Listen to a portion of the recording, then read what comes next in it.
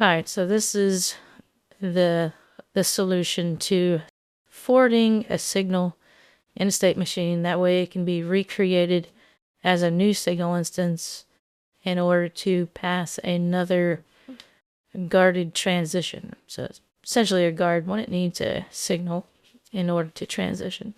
And what you can do is, if you notice, when we run this state machine, it'll make it up to this point, and if you then use the operate signal, it will get forwarded through here, except it'll stop here and need another instance of that signal in order to keep going. However, on this transition, it'll fire off the effect of this activity. And then looking at this, you can use ALH, so output equals ALH, action language helper, dot get last signal of the context, whatever's executing it, so the self, and then it'll output here, and then it outputs as an object, so you convert to a string using Python's string converter, essentially.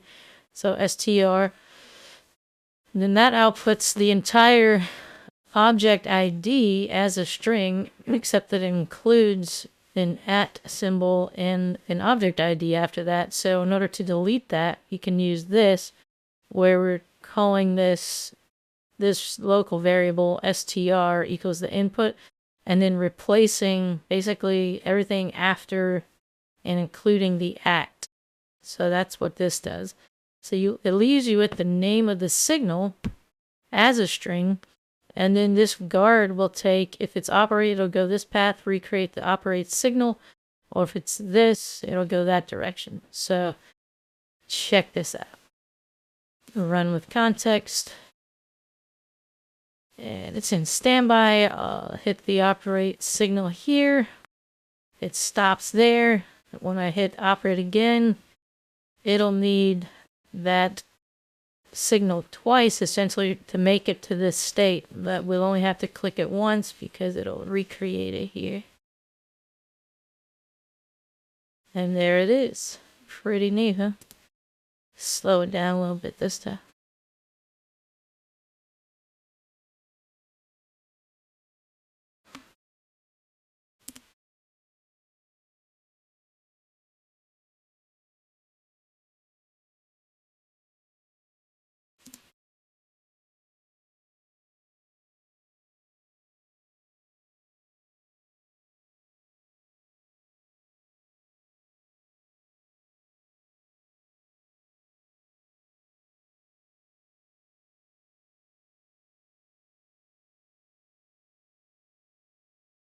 And there you have it.